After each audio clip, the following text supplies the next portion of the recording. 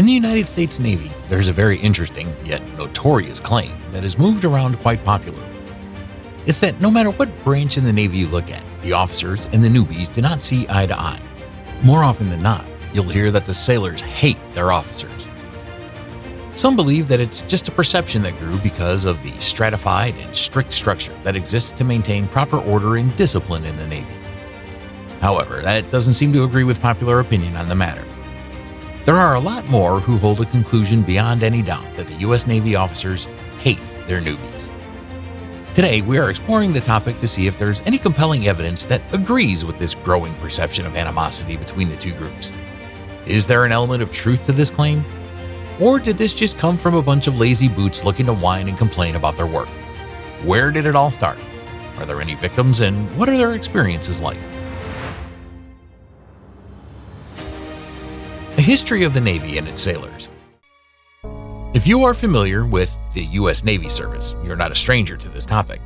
You may have heard an E3 share their latest favorite story of how they got bullied by a superior officer, or you saw a couple of TikToks and some truly hilarious memes about it.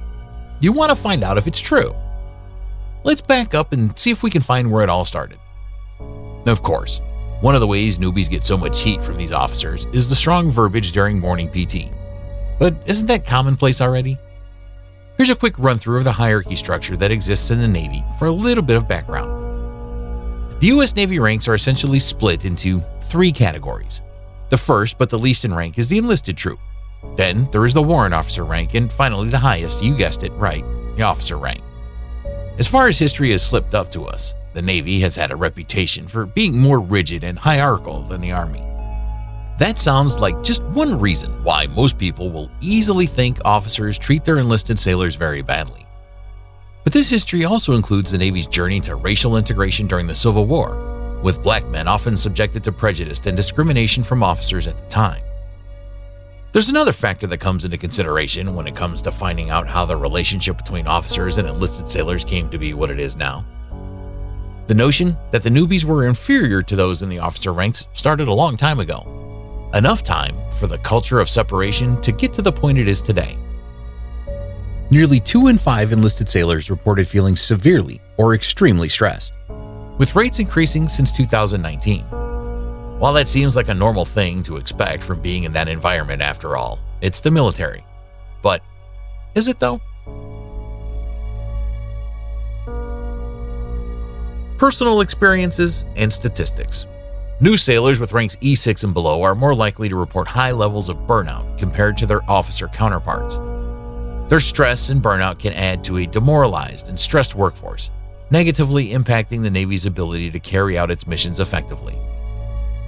Did you know that the Navy missed its recruiting goal for enlisting sailors by approximately 7,000 sailors, and its gap at sea among junior sailors is at 22,000? You can imagine that these shortfalls increase the stress and rate of burnout the enlisted sailors experience. They're required to work longer hours and take on additional responsibilities due to the lack of personnel.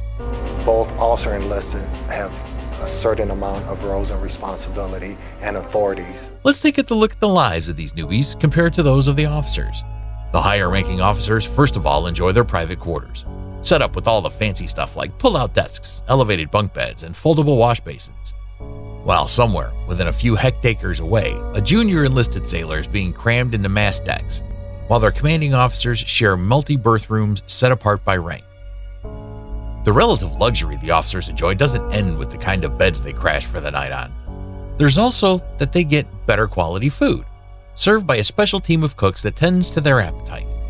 Meanwhile, the enlisted troops live on the standard meal prepared in the crew's galley. They can easily be well justified as being very necessary to prevent fraternization and maintain order within the military system. One thing is undeniable. It does a good job of feeding the perception that higher-ranking officers are more privileged classed in the system.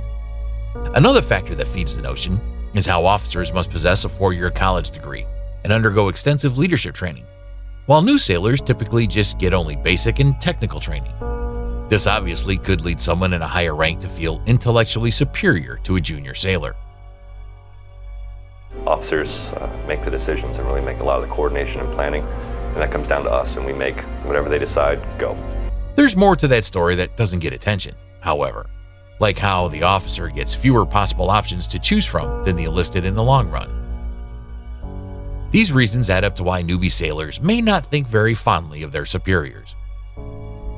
What do personal accounts of the treatments these new sailors receive say about this whole notion? Could there be some truth here? How many have had first-hand experience of officers demeaning their sailors in the Navy? There have been reports of officers treating their sailors with disdain and showing no respect or understanding for the challenges most of the new sailors face. Also, again, the newbies report feeling like second-class citizens compared to their COs. Most of where you'll find this is on Reddit comments or Quora posts, like this one that says, "I was in San Diego last year visiting a friend for a military family event and couldn't help but notice how all the Navy officers I interacted with were stuck up and extremely pretentious. At first, I thought they were just bad apples, but I later found out that Navy officers are notorious for hating their enlisted soldiers."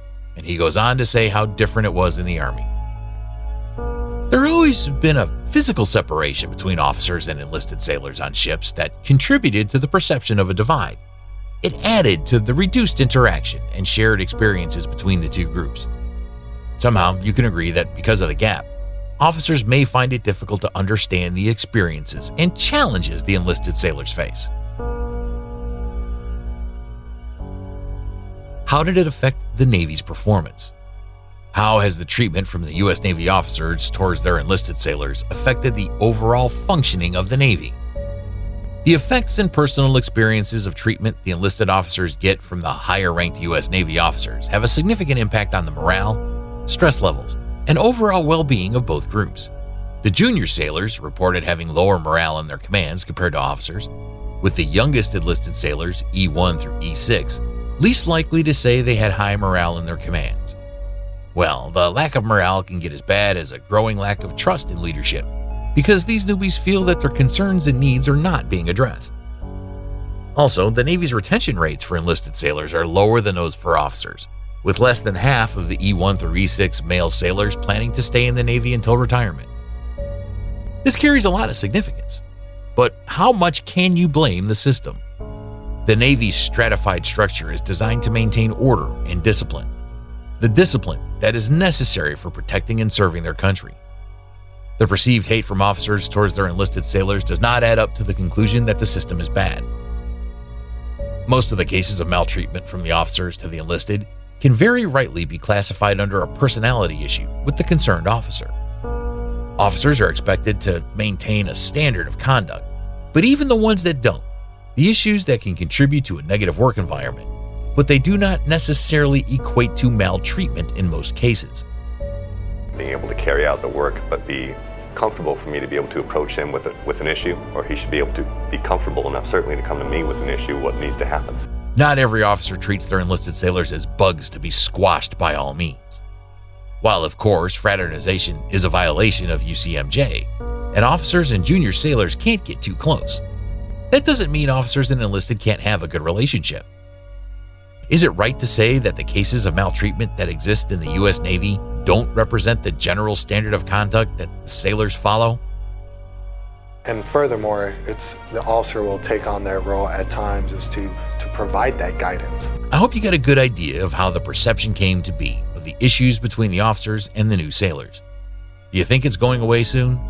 What are your thoughts generally on the topic? Kindly leave them in the comments. Thanks for watching. If you enjoyed this video, please give it a thumbs up and subscribe to our channel for more content. Until next time, this is Fleet Files signing off. See you in the next video.